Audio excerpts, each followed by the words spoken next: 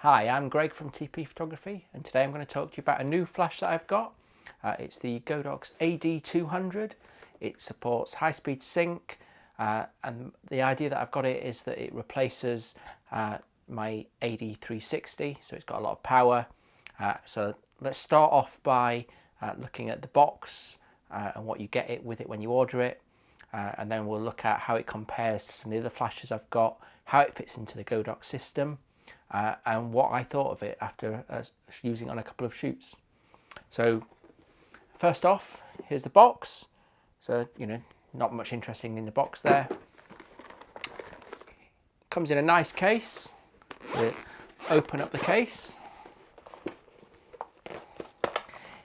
Inside the case, I've already taken it out, but we get the AD 200 flash itself. As you can see, it's a fair size, but it's not huge.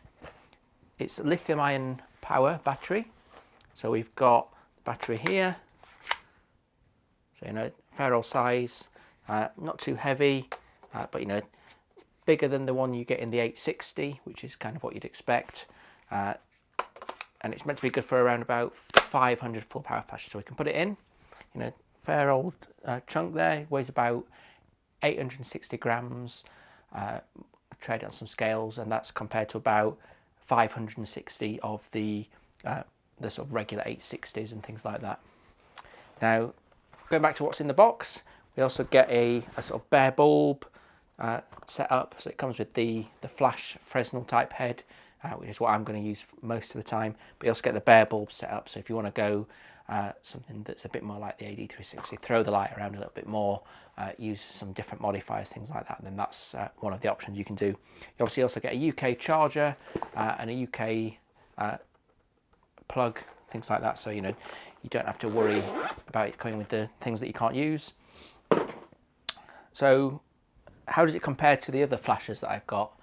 You may have seen my other video where I compare it with the TT350, the 860, the 685 and the AD 360 and compare how all those are versus each other. Now the 200 kind of fits in between the 360 and the 685s and the 860s. So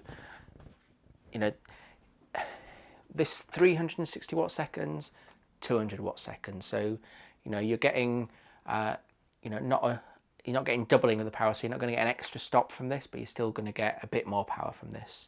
And I actually did a light meter test, so that sort of brings us neatly onto how much power we're going to get out of these things. So as I said, 200 watt seconds, 360 watt seconds, and I'm not quite sure what the other flashes are rated for in watt seconds. They tend to be given guide numbers, but I did set them up in my testing laboratory, or kitchen as some people call it, and used my light meter. So I used a Seconic light meter, set them all to full power, and then test triggered them.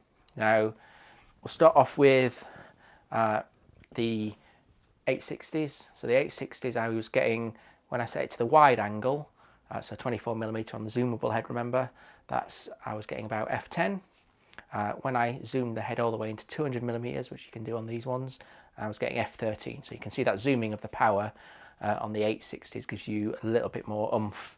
Obviously you're not going to get quite the spread of light, but in terms of if you're trying to concentrate the beam on your subject, then you're going to get quite a good, a little bit increase in power doing that. Now, what was quite surprising is using this head on the AD 200, then I was getting f20 at full power, which is a fair old increase. When I did the test with the AD 360, then I was getting f18. So I was actually seeing more power out of the AD 200s than I was out of the AD 360. Now, why is that, you might think? This is rated at higher power, this is rated at less power, and it's simply down to the modifier that you've got on here. So here, this has the bare bulb and a reflector. This has a Fresnel head on there. You can take these off. So this is me taking it off, and this is where I change out the bare bulb. Now what I'd expect is if I put the bare bulb on and use this reflector, so I was comparing this with the reflector and the AD200 with the reflector, then I'd expect the AD200 would give me less power, so I'd be getting less than f18. But obviously the way I'm going to use this is going to be with the Fresnel head, so the way I've compared it is how I'm going to use it. So in reality I'm going to get less power out of this than I'm out of this, so for that reason the AD200 is a winner on that point of view, getting more power out of it. You know, which when you're trying to overpower the sun and using it as bare bulb type thing, then that's actually quite a benefit. I've done some test shots over the weekend, so I roped my kids into doing some tests as usual. I did some test shots at the wedding this weekend, and I did some on an engagement shoot as well. I'll put those in the video so you can have a look. When I remembered, then what I've also done is done a without flash and a with flash, so you can see the difference. Sometimes it's more subtle, sometimes it's fairly striking, the difference that you can get. Now, one of the great things about this is that as well as being manual control, you can also have TTL. And my friend was shooting on Canon on Saturday, so he verified that it works with both Canon and Sony. You know, I'm obviously a Sony shooter, so I was using it with Sony. He was a 5D3 user, so he was using it with the 5D3, and it worked very well with both those setups. I've done a quick test with my Nikon D750. That works great as well with that trigger. So, you know, that's one of the things I'm really liking about this Godox solution, is that if I'm Canon, Nikon or Sony, then I can pick this up. I've got TTL control if I want, I've got manual control, you know, so that gives me the versatility to give a lot of power, but without it being too unwieldy. So if I compare this to, you know, a normal flash gun, you know, with the hot shoe on there, you know, you can see it's not too dissimilar in terms of size. And then this way, so, you know, this way, you know, so it is noticeably heavier in the hand. As I said, I think it's about 560 grams. It's about 850 or so. But you know, you're gonna get more. You know, if you only had to choose one to take, then you'd probably still go with the 860s, because you'd have the ability to use it on camera. But as soon as you're going off camera, then this is going to be a great versatile solution. Myself, I've got the TT350S, which I also got from each shot actually, and this will control this wirelessly. So if I want a bit of on camera and off camera, then this is sort of a good solution without using the X1T triggers. Now, some people have asked me what's the you know, the reliability like in terms of triggering, is there misfires, things like that, and I have to say I had absolutely no misfires. It kept up pretty well. You know, admittedly I was only shooting at 5 frames a second, but I didn't have any problems with the, you know, it not firing when it should be. You know, the only times it doesn't fire is if you fire a full power burst, then it takes a couple of seconds to recharge. So obviously if you're taking shots in that time, it's not going to fire, but that's no different to any other sort of wireless flash setup really.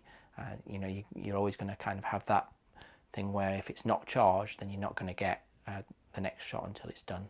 So, you know, I'd say it's, so far, you know, I've used it a few times, seems as reliable as the whole Godox system is, but with the added power of, you know, quite a few extra watt seconds. So, you know, if you compare this to the size of the 360, you know, if I put this up like that, you know, you can see there's a much bigger difference when you're comparing these two. Weight wise, this one's a little bit heavier, but obviously remember with the AD360 you've still got to have the power pack, and you know, that's an extra sort of thing that you've got to carry around. So, you know, if you're going to use this with the Fresnel head like I do, then you actually get more power. So, you know, at the moment I'd recommend the AD200 over the AD360. So the question is, if you have a AD360, is it worth upgrading to a 200? Well, I wouldn't necessarily call it an upgrade.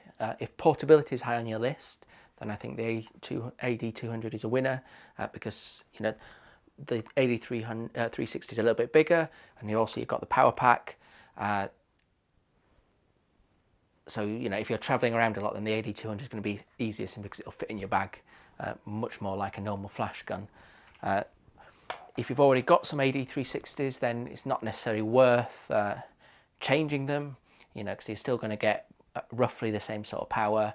You know, if you're happy with that, you know, the setup you've got with the power packs and everything, then, you know, you're not really going to be buying yourself anything by switching. You know, in fact, you might even lose money by the time you've sold it and bought it. And, you know, so you've got to weigh up that factor. But if you're certainly if you're looking at going into off-camera flash and you want something more powerful than a speedlight, then the AD200 is an absolute, you know, there's nothing else like it on the market really at this sort of price point and integration with TTL and manual control. So, you know, that's all I've got to say on it really now. If you want to leave any comments or suggestions or thoughts, you know, I'm hopefully going to make another video of how it fits into the whole Godox ecosystem in terms of flashers and all that sort of stuff. You know, but obviously, you know, you're going to see it's going to fit alongside the AD360 because it's in that sort of power bracket really. You know, when you've got that head on there. So again, thanks for watching. I'll leave some links below as to where I got all the Godox kit that I get and where I'd recommend getting it from on Amazon, so you make sure you get the right sellers and things like that. And thanks for watching, and I'll see you again soon.